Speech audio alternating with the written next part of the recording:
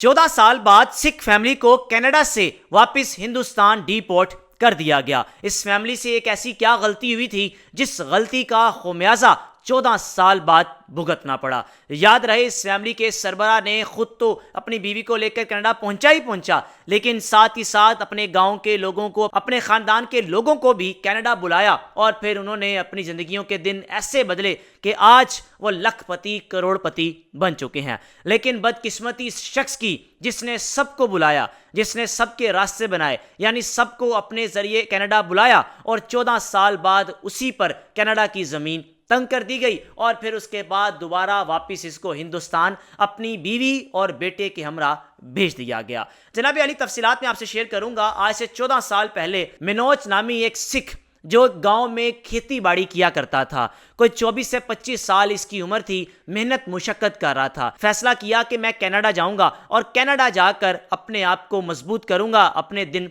बदलूंगा। बेशक इनके पास गांव में देहात में ज़मीनें थीं, लेकिन लालच थी कि किसी तरीके से मैं कनाडा पहुंच जाऊं। आप बेहतर जानते हैं कि अगर आप कनाडा गए हो या कनाडा के बारे में आपको मालूम हो तो वहां पर सिख बरादरी की एक बड़ी तादाद मौजूद है। जनाब अली, फैमिली ने इस नौजवान की शादी की। शादी के बाद अपनी कुछ ज़मीन बेची, कुछ पैसे वगैरह जमा किए। बीवी को लेकर यह नौजवान हिंदुस्तान से कनाडा पहुंच गया। अब जब ये कनाडा पहुंचा, जाकर अव्वल तो मेहनत मुशक्कत की, नौकरी करता रहा। कोई 4 से 5 साल बाद इसने ट्रक खरीदा और फिर 10 साल मुसलसल ये ट्रक चलाता रहा। यानी 14 सालों के दरमियान इतना पैसा जोड़ लिया, अपने घर वालों को बुला लिया, अपने खानदान के लोगों को बुला लिया, मोहल्लेदार, इलाके वाला किसी ने कह दिया तो उसके लिए भी वर्किंग की और उसको भी कनाडा में जॉब दिलाई।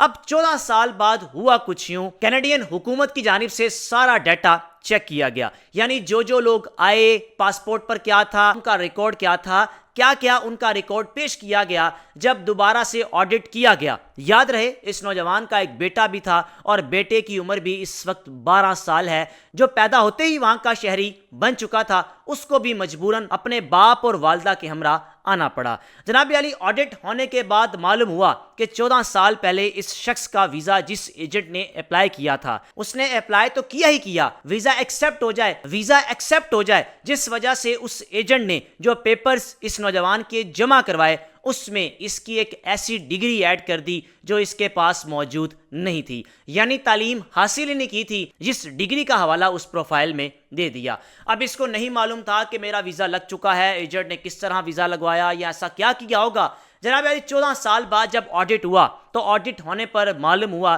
कि ये डिग्री तो इस नौजवान के पास मौजूद ही नहीं है, ना इसने कभी इस रिकॉर्ड में शो की। हाँ, लेकिन जब वीज़ा अप्लाई किया एजेंट ने तो उस वक्त इस डिग्री को ऐड किया गया था। यानी एजेंट की एक गलती की वजह से अव्वल तो इस शख्स को हिरासत में लिया गया कि आपने झूठ बोला, और फिर उसके बाद इसको वापस हिंदुस्तान भेज दिया गया। इसको तो भेजा ही भेजा, ये साथ अपनी बीवी को भी ले आया, अपने बेटे को भी ले आया। बेटा जो वहां पर तालीम हासिल कर रहा था, उस माहौल में रहने का आदी हो चुका था, उसको भी मजबूरन अपने माँ बाप के साथ जिला वतन होना पड़ा। जनाब अली, आप भी एहतियात करें। आप किसी भी मुल्क का वीज़ा लगवाते हैं, आपका वीज़ा तो लग जाता है, लेकिन आपको नहीं मालूम होता कि एजेंट्स ऐसा क्या कुछ बीच में ऐड कर देते हैं जिस वजह से वो वीज़े को यकीनी बनाते हैं। वीज़ा लगने के बाद भी आपको नहीं मालूम होता कि आपका वीज़ा कैसे लग गया। यानी आजकल दुबई में भी आपको लोग कह रहे हैं कि डन बेस पर वीज़ा मिल जाएगा, आप पैसे दें, 2 लाख दें, 3 लाख दें।